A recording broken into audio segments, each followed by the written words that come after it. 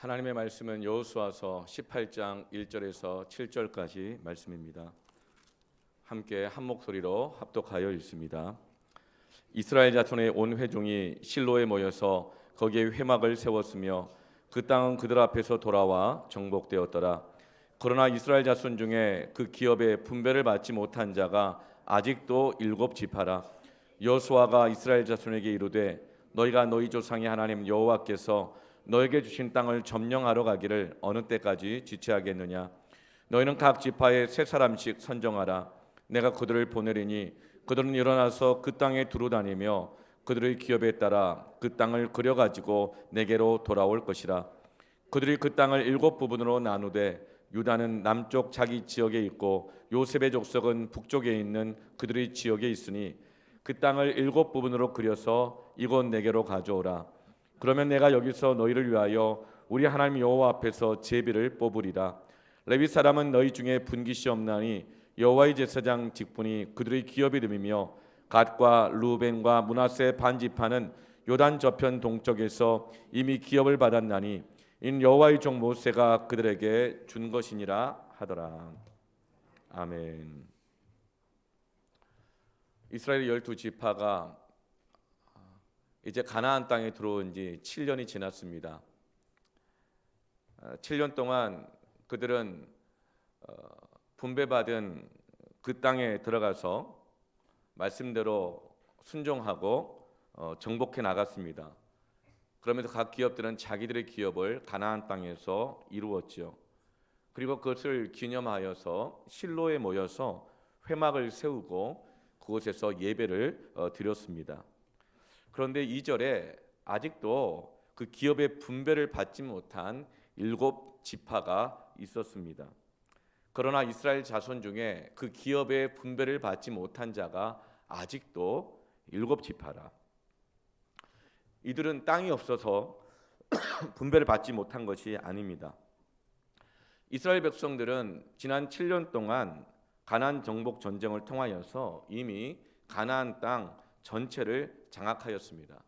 그런데 베냐민, 시므온, 스불론, 이사갈, 아셀, 납달리 그리고 단 이 7개의 지파는 그 땅을 받았음에도 불구하고 여전히 자기 지파의 땅으로 들어가지 않고 있고 다른 형제들의 땅에서 살고 있는 것입니다.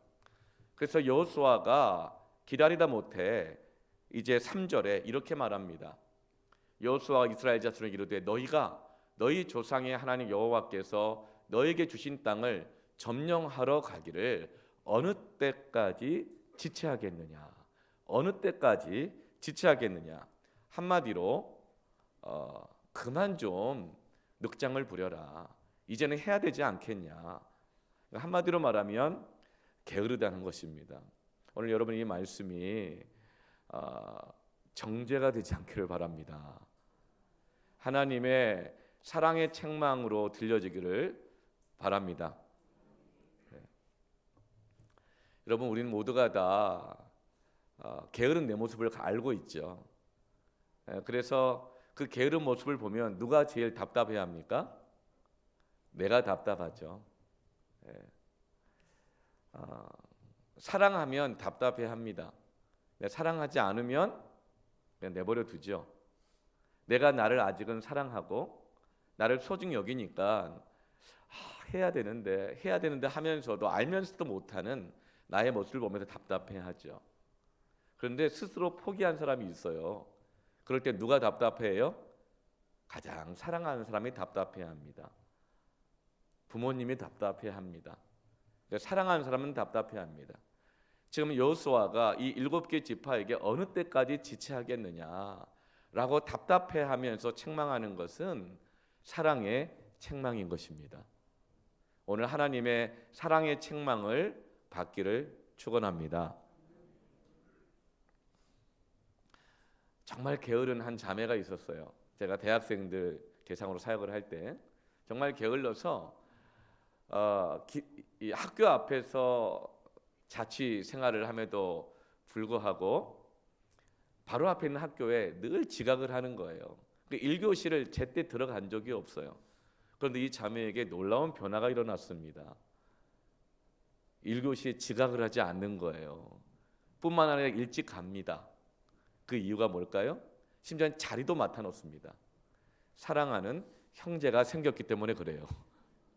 사랑하면 부지런해지더라고요.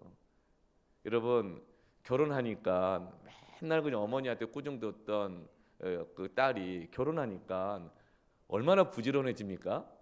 근데 사랑이 식으면 다시 옛날로 돌아가죠. 네, 사랑하면 게으름으로부터 벗어날 수 있습니다. 심지어는 이 자매가요, 1교시 수업을 열심히 갈 뿐만 아니라 수업을 너무 열심히 듣는 거예요. 그리고 다른 수업도 막 들어요. 청강까지 해요. 그리고 필기를 열심히 하는 거예요. 알고 보니 그 사랑하는 형제가 감기에 걸려서 출석하지 못한 거예요. 그래서 대신 출석해가지고 열심히 적고 필기를 하고 노트를 만들어서 형제에게 전달해 줄 뿐만 아니라 아침 일찍 일어나서 콩나물국을 끓여가지고 고춧가루를 타서 식지 않으려고 빨리 가서 갖다 주는 것이죠. 여러분, 사랑하면 부지런해집니다. 오늘 이 말씀을 통해서 하나님의 사랑을 깨닫기를 바랍니다. 하나님의 사랑의 책망이 우리에게 새로운 동기부여가 되기를 축원합니다. 그래서 지금 여호수아는 이 7 지파들을 사랑으로 책망하고 있어요. 왜 이렇게 게으르냐? 언제까지 지체할래? 벌써 7년이다. 이렇게 말하고 있어요. 여러분, 게으름이란 뭡니까? 여러분, 우리는 그 어느 누구도 7년 아니라 단 하루라도 열심히 살지 않으면 먹고 살 수가 없죠. 그런데 게으름이란 뭐냐면 단순히 아무 일도 하지 않고 있는 상태가 아닙니다. 열심히 삽니다. 분주하게 일합니다. 그렇지만 마땅히 해야 할 일을 알면서도 하지 못하고 미루고 있다면 그것이 게으름인 것입니다. 다음에, 나중에, 언젠가는. 그리고 게으름은 마땅히 해야 할 것을 하지 않으면서도 하지 않아도 될 것을 하고 있는 상태입니다. 물론 세상에서 먹고 살아가기 위해서 안 해도 될 일이 어디 있겠어요? 세상에 급하지 않은 일이 어디 있겠습니까? 그런데 이것은 하나님과의 관계에서 말하는 것입니다. 하나님과 관계 속에서 마땅히 해야 할 것을 하지 않고 있지만 무엇을 먹을까 마실까 입을까 염려하면서 세상의 것들을 열심히 하고 있다면 그것은 세상에서 볼 때는 죄가 아니죠. 누가 뭐라고 하겠어요. 그런데 하나님과 나 사이에서 관계 속에서는 그것이 걸림돌이 되고 내 뜻과 열심과 계획대로는 살아갈지 모르지만 나를 통해서 이루기를 원하시는 하나님의 뜻은 거부한 채로 알지 못한 채로 살아가는 그 죄가 될 수 있다는 것이죠. 그래서 마귀의 특징은 뭐냐면 일단 시작을 막는 것입니다. 여러 가지 이유를 통해서 하나님과 나 사이에서 믿음의 첫걸음, 기도의 첫걸음, 예배의 첫걸음, 사랑의 첫걸음, 이 시작을 막는 것이죠. 지금 7개 지파가 이처럼 지체하고 있는 이유가 무엇일까요? 우리가 게으름에는 다 이유가 있습니다. 오늘 3가지 이유가 분별되는데 요한복음 8장 23절 말씀처럼 진리를 알지니 진리가 너희를 자유하게 하리라.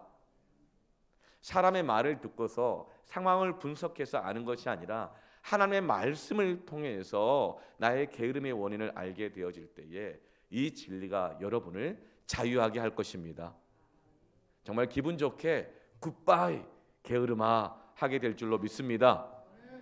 첫 번째, 이 지체했던 이유가 무엇인가? 그것은 따라합시다. 두려움 때문이었습니다. 지금 7 지파는 그들의 분배받은 땅을 거부하고 있는 것이 아니라 사실은 제비뽑기 자체를 거부하고 있습니다. 그래서 지금 여호수아가 다시 제비뽑기를 하자고 하시잖아요. 그러니까 제비뽑기 자체를 거부하고 있는 거예요. 왜 그럴까요? 두렵기 때문에 그래요.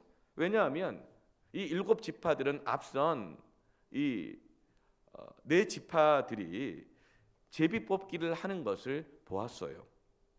장자인 루벤 지파, 원래 고대에는 땅을 분배하거나 재산을 분배할 때 먼저 장자에게 결정할 수 있는 우선권을 줍니다. 그런데 루벤 지파가 가나안 땅으로 들어오기 전에 요단 동편을 딱 보니까 이 땅이 너무 좋은 땅인 거예요. 그래서 모세에게 요구합니다. 아주 눈치 빠르게 자기의 장자로서의 선점권을 먼저 딱 사용하는 것이죠. 그래서 이 요단 동편 땅을 달라. 이 땅이 충분하다. 그렇게 했더니 이 루벤 편에 서 있었던 갓 지파와 또 요셉의 자손 중에 하나였던 므낫세 지파 중에서 다는 아니고 절반, 므낫세 반 지파가 루벤과 함께 여기 머무르겠다. 루벤은 장자였고 힘이 있었고 발언권이 있었거든요. 먼저 딱 선점한 거예요. 그러자 모세가 무섭게 책망합니다. 너의 장자권은 내가 인정하겠지만 그러나 지금 다른 형제들이 가나안 땅에 들어가서 정말 싸우고 정복해야 되는데 그 형제들과 함께하지 않고 너의 선점권만 주장하고 있다면 하나님이 너에게 주신 것마저도 빼앗아갈 거야. 잃어버릴 거야. 무섭게 책망합니다. 그 말을 듣고 나서야 루벤 지파는 그리고 갓 지파와 므낫세 절반 지파는 이스라엘 모든 형제들과 함께 가나안 땅에 들어가서 그 정복 전쟁을 다 마치고 난 다음에야 다시 요단 동편으로 돌아와서 자기 기업을 일굴 수 있었습니다. 이걸 본 거죠. 그러니까 루벤 지파는 자기가 원하는 것을 얻기 위하여서 의무를 다했던 거예요. 자기가 원하는 것을 얻기 위하여 성실하게 책임을 다한 것이죠. 여러분, 이것이 정말 형제의 사랑일까요? 이것이 정말 성실함일까요? 그런데 남은 7개 지파가 보기에는 저 장자 지파 루벤 지파도 자기가 원하는 것을 얻기 위해서 저 수고를 다 했는데, 그리고 에브라임 이 요셉의 자손 두 지파, 에브라임 지파와 또 므낫세 나머지 이 절반 지파, 그들이 또 제비를 뽑아서 땅을 받았는데 보니까 그 땅이 맞아요, 안 맞아요? 안 맞아도 너무 안 맞은 거야. 우리에게 부족하다, 안 맞다. 그러면서 왜 이런 땅을 주었느냐고 여호수아에게 항의를 했습니다. 그런데 그 항의는 받아들여지지 않고 오히려 정 너희가 그것이 마땅치 않다 그런다면 너희들 스스로 개척하라. 그런 권면을 받고 개척을 해야 되는 수고를 다 감당해야 됐던 것이죠. 이걸 다 지켜본 거예요. 혹시라도 제비를 뽑았다가 그 땅이 갈렙이 받았던 헤브론 땅이면 어떡하나. 에브라임과 므낫세가 받은 땅처럼 삼림이 가득하고 그 땅에 철병거를 가진 거친 사람들이 가득한 땅을 제비 뽑으면 어떡하나. 괜히 제비를 뽑았다가 내 인생의 계획표와 맞지 않으면 어떡하나. 그래서 이 7 지파들은 제비 뽑기 자체를 거부하고 있었던 것입니다. 우리도 이런 두려움이 있지 않습니까? 주님 뜻대로 살기로 했네. 주님 뜻대로 살기로 했네. 주님 뜻대로 살기로 했네. 뒤돌아서지 않겠네. 이렇게 찬양하고 결심했지만 정말 주님 뜻대로 살았다가 원치 않는 결과를 받으면 어떡하나. 그래서 주저하는 것은 아닙니까? 지금 7 지파는 이렇게 제비 뽑기를 거부한 채로 형제들의 땅에서 두려워하며 지체하며 살아가고 있었던 것입니다. 오늘 이 두려움을 십자가에 못 박기를 축원합니다. 오늘 이 두려움을 양날섬 검과 같은 말씀 앞에 끊어내기를 축원합니다. 두 번째 지체했던 이유는 따라합시다. 욕심 때문이었습니다. 여러분, 두려움 안에는 욕심이 있다는 것을 알고 계시죠? 어떤 욕심입니까? 내가 원하는 대로 되지 않으면 어떡하나 하는 두려움. 내가 원하는 대로 되지 않으면 어떡하나 하는 그런 욕심이 함께 있는 것입니다. 그래서 게으른 사람들의 주머니 안에 동전이 꽉 차 있는데 그 동전의 앞면에는 두려움이요, 보이지 않는 뒷면에는 욕심이 새겨져 있다고 합니다. 그래서 아예 내가 원하는 결과를 받지 못할까 봐 선택을 하지 않는 것이죠. 야고보서 4장 2절 하반절에서 3절까지는 욕심과 하나님의 응답 사이, 욕심과 기도 사이의 영적 관계가 잘 설명되어 있습니다. 너희가 얻지 못함은 구하지 아니하기 때문이요. 여러분, 우리가 왜 응답을 받지 못합니까? 왜 하나님의 뜻을 알지 못합니까? 기도하지 않기 때문이래요. 하나님이 살아계심을 믿습니까? 하나님은 살아계십니다. 말씀하십니다. 응답하십니다. 근데 왜 응답이 없어요? 왜 하나님의 뜻을 몰라요? 기도하지 않기 때문이라고 말합니다. 그런데 어떤 사람은 기도합니다. 근데 구하여도 받지 못함은 정욕으로, 욕심으로 쓰려고 잘못 구하기 때문이라. 욕심이 기도를 가로막고 있고 욕심이 기도 응답 그 사이를 가로막고 있다는 것이죠. 응답받지 못하는 이유는 기도하고 있지 않기 때문이라는 것입니다. 여러분, 오늘 욕심의 걸림돌을 넘어서서 치우고 기도의 첫걸음에 들어가기를 결단하시기를 축원합니다. 뜻을 정해야 합니다. 다니엘이 포로로 잡혀갔잖아요. 그래서 다니엘이 그 바벨론 제국의 총리가 되어서 자기 민족뿐만 아니라 많은 이방인들까지 먹여 살릴 수 있었던 그 첫 출발이 뭡니까?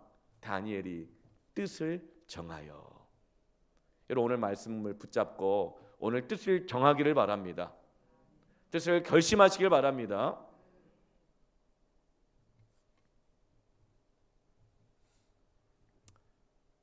응답받지 못하는 이유는, 하나님의 뜻을 알지 못하는 이유는 기도하지 않기 때문이래요.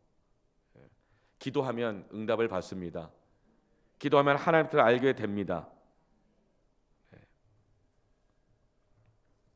구약의 제비뽑기는 기도와 같은 것입니다.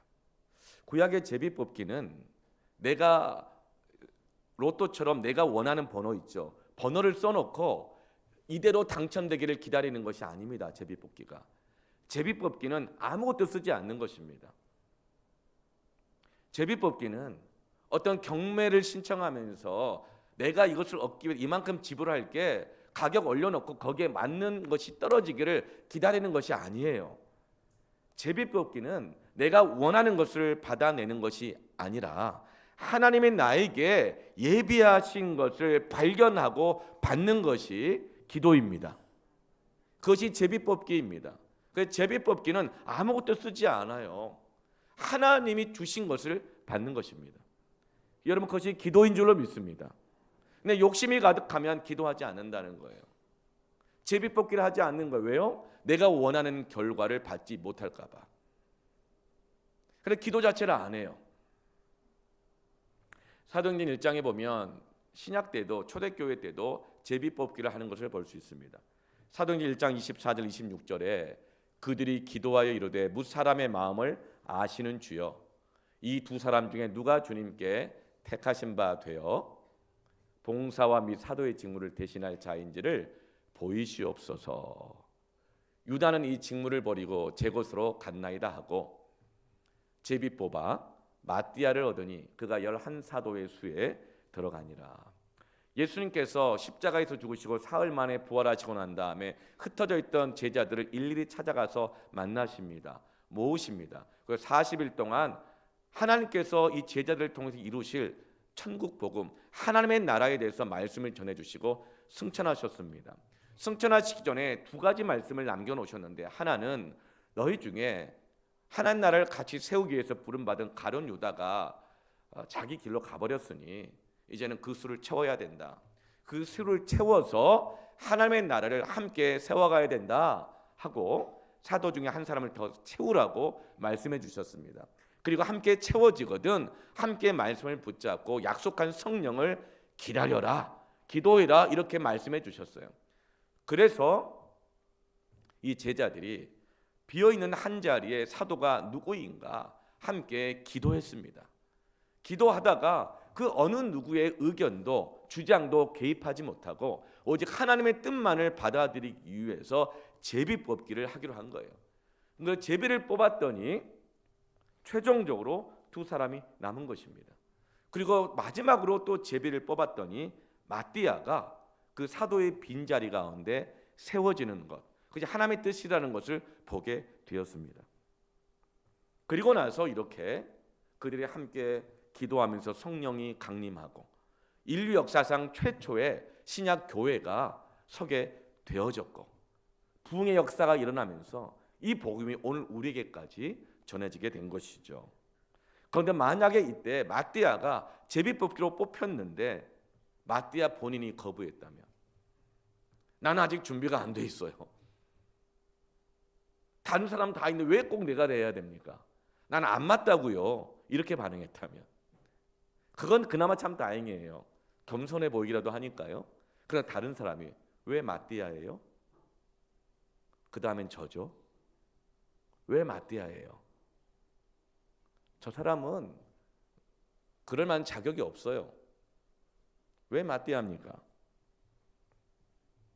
만약 그랬다면 그 마가다락방에서 교회가 세워졌겠습니까? 성령이 임했겠습니까?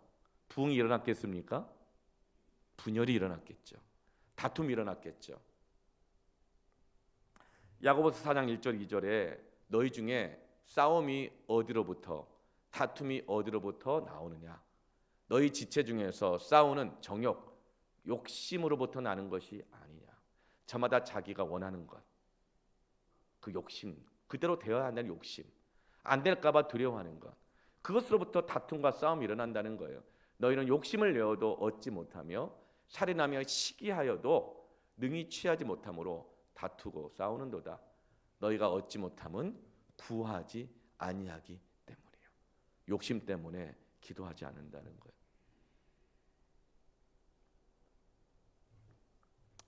일곱 지파가 왜 제비뽑기를 지체하고 있습니까? 욕심 때문이라는 거예요.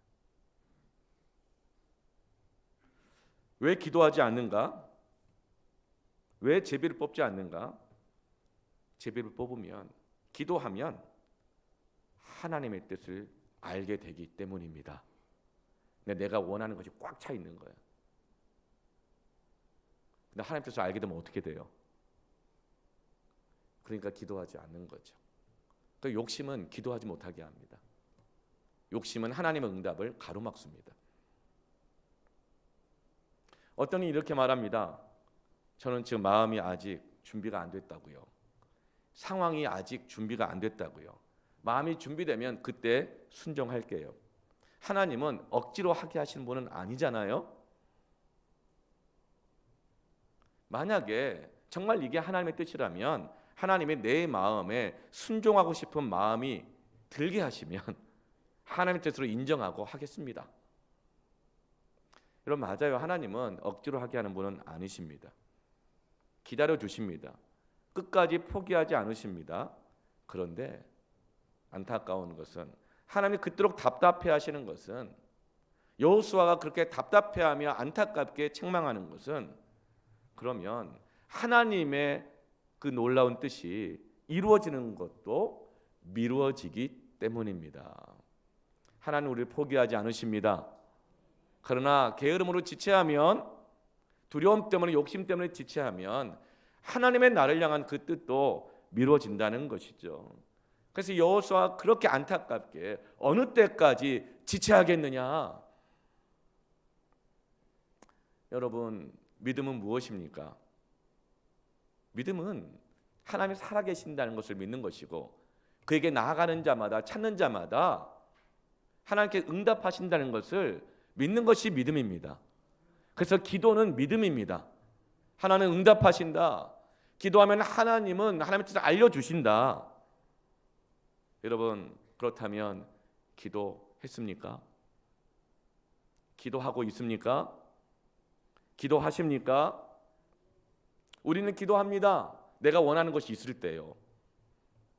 내가 원하는 것, 하나님 가장 좋은 땅을 주십시오.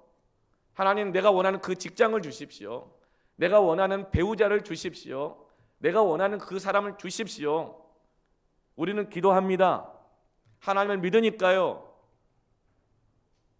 그런데 진짜 믿음의 기도는 기도했다면 어떤 땅을 주시든지 어떤 사람을 주시든지 어떤 직장을 주시든지 그 땅이 가장 좋은 땅임을 믿는 것이 믿음입니다. 그게 기도입니다.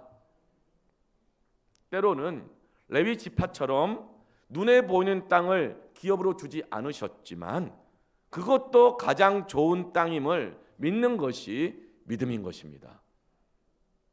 주실 수도 있고 안 주실 수도 있습니다. 지금 줄 수도 있고 나중에 주실 수도 있습니다. 그렇지만 지금 내게 주신 그것이 하나님의 가장 선하신 뜻이 있다는 것을 믿고 받아들이는 것이 믿음입니다. 그것을 발견하고 깨닫는 것이 기도인 것입니다. 로마서 8장 28절에 우리가 알거니와 하나님을 사랑하시는 자 곧 그의 뜻대로 부르심을 입은 자들에게는 모든 것이 합력하여 선을 이루느니라. 여러분, 너무 쉽게 지금 나에게 주어진 환경이 상황이 축복인지 아닌지 단정하지 마십시오. 하나님 뜻을 알기 위하여 구하고 찾고 두드리시기를 바랍니다. 하나님의 뜻은 구하고 찾고 두드려야 합니다. 우리는 내가 원하는 것을 얻기 위하여서 이루기 위해서 기도하잖아요. 내가 원하는 것을 얻기 위해서 기도하는 것만큼 우리는 하나님의 뜻을 알기 위해서 기도합니까? 하나님의 뜻을 받아들이기 위해서 기도합니까? 여러분, 하나님 뜻을 알기를 지체하지 마십시오. 구하고 찾고 두드리십시오. 기도의 첫 발걸음을 내디디십시오. 여러분, 이것이 내가 갖고 있는 것이 하나님의 뜻인지 아니면 내 욕심인지 어떻게 구별하는 줄 아세요? 아주 쉬워요. 기도해 보면 압니다. 기도가 안 돼요. 그건 욕심이에요. 내가 원하는 대로 안 될까 봐 기도가 안 되는 거죠. 그 염려와 근심에 사로잡혀서. 기도가 안 되게 하는 것은 다 욕심입니다. 욕심은 기도를 가로막습니다. 욕심은 기도의 응답도 막습니다. 오늘 이 욕심을 십자가에 못 박으십시오. 오늘 진리의 말씀 앞에 드러내어 양날선 검과 같은 말씀으로 끊어내시기를 바랍니다. 세 번째로 따라합시다. 모호함. 네. 모호함 때문에 지체하고 있는 거예요. 잘 모르겠다는 거예요. 잘 모르겠기 때문에 어떤 결과가 나올지 그게 하나님 뜻인지 아닌지 어떻게 확신하냐는 것이죠. 그래서 제비뽑기를 안 하고 있어요. 순종을 못 하고 있어요. 왜 그럴까요? 앞에서 열거한 두 가지 이유. 두려움과 욕심은 분별력을 흐리게 합니다. 모호하게 만듭니다. 그래서 게으른 사람들은 늘 이렇게 말하죠. 잘 모르겠어. 뭐가 하나님 뜻인지. 알면 한다니까. 근데 잘 모르겠어. 왜 잘 몰라요? 욕심이 많고 두려움이 많거든요. 이게 분별력을 흐리게 하는 거예요. 그래서 지체하는 것입니다. 그런데 게으른 사람일수록 하나님의 뜻은 모호하지만 점점 분명해지는 게 있어요. 두려울수록 욕심을 포기하지 않을수록 점점 분명해지는 게 뭘까요? 내 감정. 점점 분명해집니다. 내가 싫은 것, 내가 뭘 좋아하는지, 내 생각, 내 계획, 내 뜻, 내 취향, 내 감정 상태, 내 영적 상태는 점점 더 분명해집니다. 그러나 정작 하나님이 무엇을 원하시는지, 하나님이 무엇을 기뻐하시는지에 대해서는 점점 모호해집니다. 그래서 모르겠다 그러는 것이죠. 그러므로 모호할 때는 구체적인 영적인 대응을 해야 합니다. 구체적으로 명확하게 하는 그 과정을 영적 과정 가운데 들어가야 합니다. 그래서 여호수아가 어떻게 하는가? 지금 말로만 하고 있는 7 지파들에게 구체적인 행동을 지시하는데요. 4절 말씀에 너희는 각 지파에 3사람씩 선정하라. 내가 그들을 보내리니 그들은 일어나서 그 땅에 두루 다니며 그들의 기업에 따라 그 땅을 그려가지고 내게로 돌아올 것이라. 어떤 지금 지시를 합니까? 일단 그 땅에 들어가. 너 지금 그 땅에 가보지도 않고 이 사람 저 사람 말을 듣고 다른 지파들이 받은 땅과 비교하면서 두려워하고 있고 내 뜻대로 안 될까 봐 엉뚱한 땅 받으면 어떡하나 욕심 부리고 있고 걱정하고 있잖아. 일단 들어가서 순종의 발걸음을 내딛고 들어가 봐. 왜 그렇게 할까요? 그 땅에 직접 다 들어가서 다 땅을 밟고 보게 합니다. 그리고 그 땅 전체를 7등분을 딱 내가지고 이제 제비뽑기를 하겠다는 거예요. 그 땅 직접 들어가 보니 어때요? 7개 그 땅들을 다 밟아보니 어때요? 밖에서 봤던 거하고 달라요. 어때요? 그 땅이 그 땅인 거라. 7개 그 모든 땅 중에 자기 마음에 딱 맞는 땅은 있을까요? 없을까요? 없어요. 그래서 이렇게 말하잖아요. 아유, 내가 정말 김 집사 남편 같으면 내가 정말 내가 머리로 신을 삼아도 삼아주겠다 막 이래요. 그럼 뭐라고 말해요? 살아봐 이러잖아요. 그놈이야. 50보 100보야. 우리는 너무나도 사람들의 말 직접 해보지도 않고 들어가 보지도 않고 순종해 보지도 않고 이렇게 저렇게 재고 따지고 비교한다는 거예요.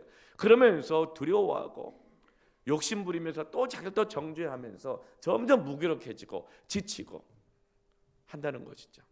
여러분, 구체적인 순종의 첫 발걸음부터 떼시기를 바랍니다. 사람 말 듣고 또 내가 비교하면서 여러분 그렇게 지체하지 말고 구체적인 순종의 발걸음을 내디디십시오. 네. 여러분 정말 모호한 분들이 있어요. 그것은 말이 많은 분들이 좀 모호해요. 특히 믿음의 말, 기도의 언어보다도 여러분 기도와 말은 다릅니다. 말은 사람과 사람 사이의 언어이지만 기도는 하나님과 나 사이의 언어입니다. 그런데 이 사랑의 말, 기도의 말 이것보다는 불평과 원망의 말을 많이 하는 사람은요, 가만 들어보면 잘 모르겠어요. 그 사람이 뭘 싫어하는지, 뭐 때문에 힘들어하는지, 뭘 원망하고 불평해하는지, 어떤 아픔이 있는지는 알겠어. 그런데 정말 그 사람이 원하는 게 뭔지는 모르겠어요. 모호해요. 물론 오래된 상처 때문에, 많은 아픔 때문에 정작 자기가 원하는 것이 무엇인지도 잃어버린 채 살아온 세월이 길어요. 그러다 보면 정말 자기가 원하는 게 뭔지 모르고 자기의 모습을 잃어버리고 살아갈 때가 많아요. 그래서 혼란스러운 것이죠. 여러분, 기도하지 않고 하나님의 말씀을 채우지 않고 사람의 말을 많이 하게 되잖아요. 그러면 점점 모호해집니다. 혼란스러워집니다. 두려움이 더 생깁니다. 더 지체하게 됩니다. 그래서 김남준 목사님 쓰신 게으름이라는 책이 있어요. 이 게으름이라는 책이 40만 부가 넘게 팔렸습니다. 그 최근에는 게으름 그 이후라고 하는 그 책이 새로 나올 정도로, 여러분 일반 서적도 40만 부가 넘게 팔렸다는 것은 베스트셀러 중에 베스트셀러입니다. 요즘 누가 책을 읽습니까? 그래서 일반 서적 중에서도 이게 베스트셀러가 돼가지고 믿지 않는 사람들도 많이 읽었어요. 그만큼 믿으나 믿지 않으나 이 게으름의 문제는 누구보다도 내가 벗어나고 싶고 답답해하는 문제라는 것이죠. 마땅히 해야 할 것을 알고 있는데도 불구하고 아는데 못해. 왜요? 안다고 다 하는 게 아니거든요. 할 수 있는 힘이 없으니까. 그래서 이 게으름에서 벗어나는 힘을 좀 얻어보려고 많은 분들이 그 책을 읽은 것이죠. 근데 이 게으름이라는 책 안에 한 이야기가 있는데요. 게으른 농부가 농사를 짓지 않고 대낮부터 졸고 있었어요. 그런데 도둑이 담을 넘고 오는 소리가 들리는 거예요. 여러분 낮에 문으로 들어오지 않고 담 넘으면 뭐예요? 도둑이죠. 근데 담을 넘어오는 소리가 들림에도 불구하고 농부가 깨지 않고 계속 졸면서 이렇게 말합니다. 이 녀석 내 집으로 들어오기만 해봐. 근데 이 도둑이 담을 넘어서 이제 마당을 가로질러 오는 저벅저벅 소리가 들려요. 근데 이 게으른 농부가 깨지 않고 또 뭐라고 말을 할까요? 이놈 내 방에 들어오기만 해봐라. 근데 이 도둑이 마당을 가로질러서 문을 살짝 열고 방으로 들어왔어요. 그리고 집안에 있는 소중한 걸 다 챙겨서 도둑질해서 나가버렸어요. 그런데 이 게으른 농부가 뭐라고 말해요? 저놈 다시 오기만 해봐라. 그러면서 게으름에 대해서 이렇게 말합니다. 게으름은 혀만 분주한 것이다. 기도할게요. 기도하고 있다니까요. 뭐 의심하는 거예요? 내가 그렇게 언젠가 할 거예요. 나 열심히 살고 있다고요. 난 이런 어려움이 있고 저런 어려움이 있고.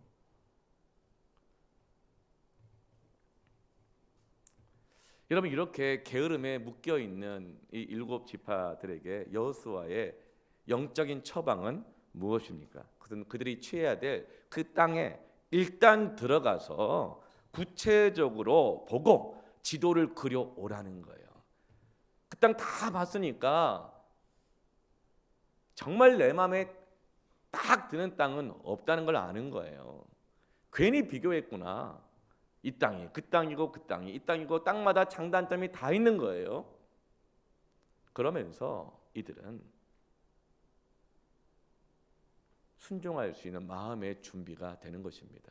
모호할 때 할 수 있는 것, 구체적인 믿음의 영적인 발걸음을 내딛기를 축원합니다. 작은 순종 하나하나가 퍼즐 조각이 맞춰져 가는 것처럼 하나님의 뜻을 알아가게 하는 것이죠. 그러고 난 다음에 6절에 그 땅을 7부부로 그려서 이곳 4개로 가져오라. 그러면 내가 여기서 너희를 위하여 무엇하리라? 우리 하나님 여호와 앞에서 제비를 뽑으리라. 여호수아가 이제 제비를 뽑겠다는 거예요. 이것은 여호수아가 내가 결정해 줄게 이 뜻이 아닙니다. 여호수아가 기도하고 분별하고 이제 7지파들은 순종하라는 권면인 것이죠. 하나님의 뜻을 알았지만 다 순종하지 못하는 이유가 뭐죠? 순종할 힘이 없는 거잖아요. 그래서 여러분 게으름은 기질이 아닙니다. 게으름으로부터 벗어날 힘이 있어야 돼요. 왜요? 게으름은 묶임이기 때문에 그래요. 게으름에 묶이면 힘이 빠집니다. 지칩니다. 두려움도 묶임입니다. 욕심도 묶임입니다. 그래서 초대교회에서는 성경 전체를 요약해서 사도들이 7가지의 대표적인 죄를 정리했는데 7가지의 가장 큰 대표적인 죄악이 바로 첫째는 교만이요,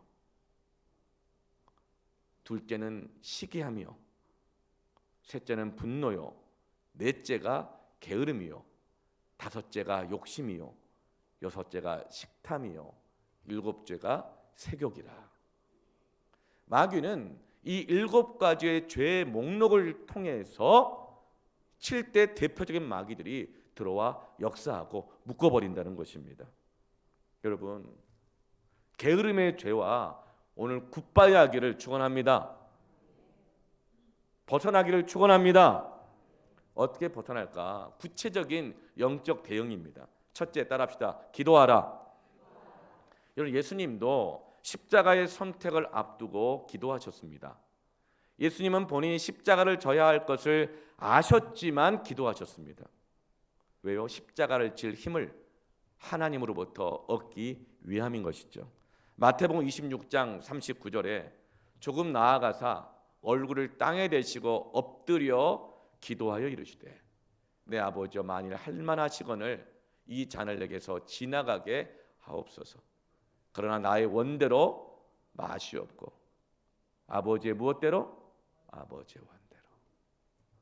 아버지의 원대로 하옵소서. 기도는 나의 원대로 되기를 구하는 것이 아니라 하나님의 원하심을 받아들이는 것이 기도입니다. 그래서 기도는 영적인 싸움입니다. 여러분, 우리가 싸움 많이 하잖아요. 씨름을 많이 해요. 주로 어떤 씨름을 많이 해요? 생각 씨름을 많이 합니다. 하루 저녁에도 이 생각 저 생각하면서 하루 저녁에 그냥 만리장성을 몇 번 쌓았다가 몇 번 허무는 거예요. 그 생각 씨름을 얼마나 많이 하니까 지치는 거죠. 무기력해지는 거죠. 힘 빠지는 거죠. 피곤해지는 거죠. 또 어떤 씨름을 많이 해요? 말 씨름 많이 하잖아요. 말 씨름. 막 내가 하고 싶은 말은 다 해야 돼요. 근데 누가 그 말을 끊으면 난리가 나요. 그럼 말의 주도권을 놓지 않으려고 그 사람의 말의 주도권을 못 갖고 가게 하려고 막 끼어들고 막 끊고 안 듣고 막 말을 하는 거예요. 말에 막 그냥 꼬투리를 잡고 이 꼬투리 저 꼬투리 꼬투리 잡고. 여러분 그렇게 말의 씨름을 해보세요. 그러면 사람의 말에 대한 스트레스가 그냥 내 안에 꽉 차가지고 두렵고, 그리고 내가 그때 하고 싶은 말 다 못해가지고 집에 와서 내가 왜 그때 그 말을 못했을까, 막 그것 때문에 내 원대로 말을 다 못한 것 때문에 억울해하고 분해하고 막 이러는 거예요. 지칩니다. 묶여요. 또 어떤 씨름을 많이 해요? 감정 씨름. 얼마나 감정 씨름을 많이 합니까? 사랑하는 성도 여러분, 생각 씨름, 말 씨름, 감정 씨름의 삿발을 끊어버리고 기도의 삿발을 오늘 잡으십시오. 기도의 씨름에 들어가시길 바랍니다. 야고보서 4장 7절에 그런즉 너희는 하나님께 복종할지어다. 마귀를 대적하라. 그리하면 너희를 피하리라. 기도로 마귀와 씨름하십시오. 기도로 게으름과 씨름하십시오. 예수 이름으로 명하노니 게으름아 떠나갈지어다. 여러분 게으름을 대적하십시오. 두려움을 대적하십시오. 사람의 말로 대적합니까? 기도로 대적하십시오. 하나님이 역사하십니다. 그리하면 너희를 피하리라. 굿바이 게으름하게 될 것입니다. 두 번째로 따라합시다. 찬양하라. 구체적 영적인 대응입니다. 사무엘상 16장 23절 말씀에 하나님께서 부르시는 악령이 사울에게 이를 때에 다윗이 수금을 들고 와서 손으로 탄즉 사울이 상쾌하여 낫고 악령이 그에게서 떠나더라. 사울이 왜 악령이 들었어요? 처음에는 다윗을 이뻐했어요. 사위 삼았어요. 내 곁에 뒀어요. 신뢰했어요. 사울 자기의 병기까지 맡겼어요. 그런데 어느 날 노랫소리가 들리는 거야. 사울은 천천히요, 다윗은 만만이라. 그러면서 다윗에게 간 사람의 숫자, 나를 좋아하는 사람의 숫자 세기 시작하는 거예요. 비교해요. 시기예요. 다툼이 일어나요. 저 사람이 왜 저기가 있지? 왜 저 사람이 있지? 사람이 나를 얼만큼 인정해 주나? 왜 나를 이 정도밖에 인정 안 해주나? 그러면서 두려움이 있는 거예요. 나 혼자 나면 어떡하지? 저 사람이 나를 싫어하면 어떡하지? 이 사람도 저 사람들 가면 어떡하지? 욕심이 생기는 거예요. 막.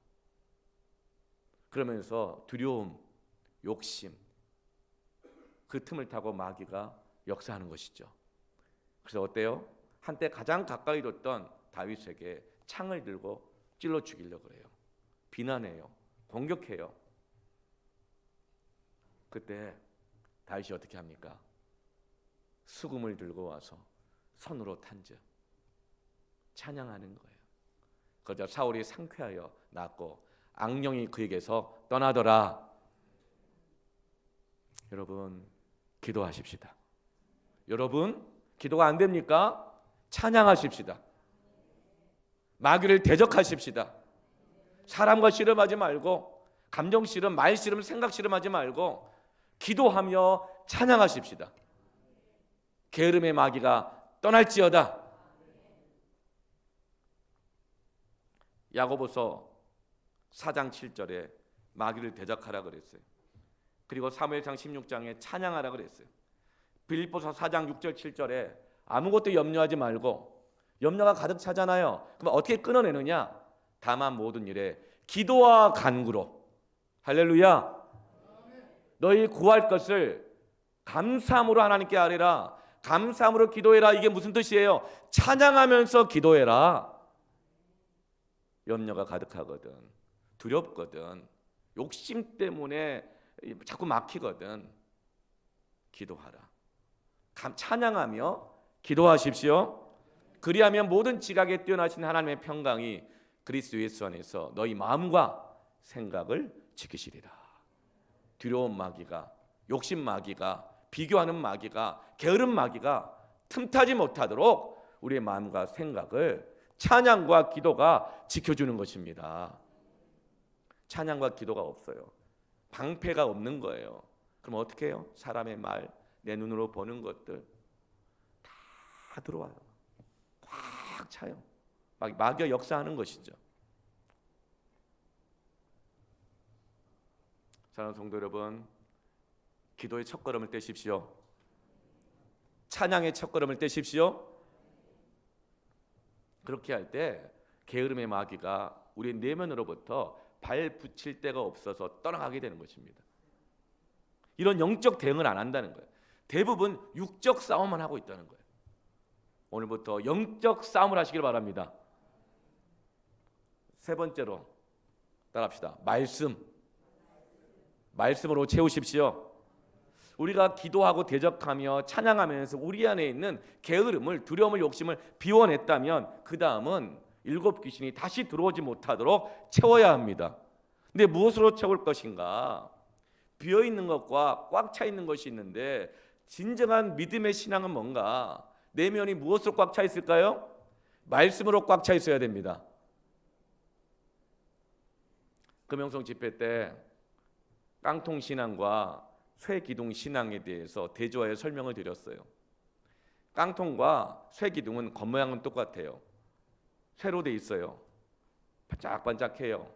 모양도 원기둥 모양으로 똑같습니다.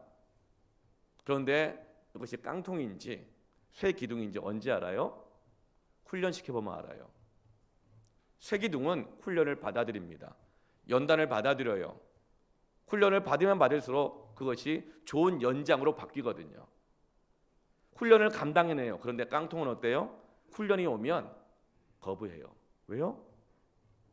찌그러지거든. 그러니까 간지가 안 나는 거예요. 가오가 없어지는 거예요. 내 속이 드러나는 거잖아요. 그래서 훈련을 거부합니다. 난 괜찮다고, 이렇게 반짝반짝 하잖아.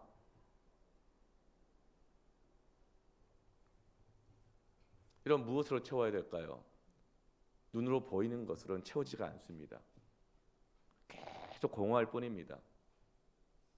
본질적인 것으로 채워야 합니다. 그럼 정말 본질이 뭘까요? 눈으로 보이는 게 아니에요.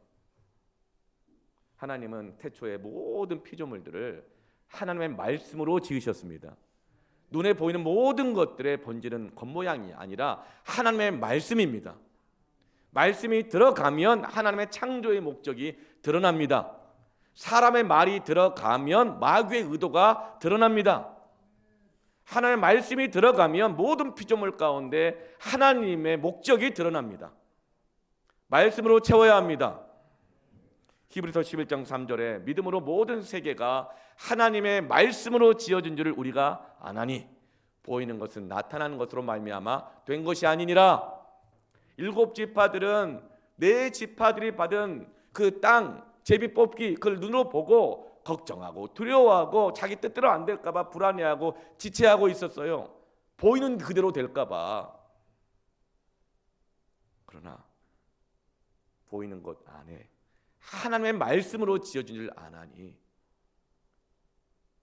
하나님의 언약의 말씀, 기도의 응답을 받으면 여러분 그 안에 감춰져 있었던 하나님의 목적이, 뜻이 드러나게 될 것입니다. 말씀에 대한 순종으로 채우시기를 축원합니다. 어떤 분이 이렇게 말해요. 저는 말씀을 너무 몰라요. 이제서 시작해가지고 언제 성경 66권 일독이라도 하겠습니까? 제 의지는 너무 박약하여 작심 3일이 아니라 작심 3초입니다. 예배 딱 끝나고 나가면 3초마다 잊어버립니다. 그럼 어떻게 됩니까? 3초마다 잊어버리는 게 닭대가리라면서요. 그럼 내가 닭이다. 그럼 어때요? 3초마다 다시 기억하면 되는 거죠. 네. 작심 3일이다. 그러면 3일마다 다시 한번 기도하기로 결심하면 되는 거죠. 네. 성경 읽기 시작했는데 3일 만에 실패했어. 그럼 3일 만에 다시금 또 성경 읽기 또 시작하면 되는 겁니다. 그게 쉬지 않고 기도하는 겁니다. 포기하지 않고 기도하는 겁니다. 여러분 이렇게 작지만 순종의 구체적인 영적 대응을 해 나가십시오. 기도하십시다. 찬양하십시다. 말씀으로 채웁시다. 그러면 게으름이란 마귀가 동에서 서가 먼 것처럼 천리길 말리길로 떠나가게 될 것입니다. 진리를 알지니 진리가 너희를 자유하게 하리라. 오늘 이 시간 게으름과 굿바이 하십시오. 두려움과 굿바이 하십시오. 욕심과 굿바이 하십시오. 이제 여러분의 삶 가운데 하나님의 크고 놀라운 뜻과 계획이 드러날지어다. 이루어질지어다. 아멘. 찬양하면서 기도합시다.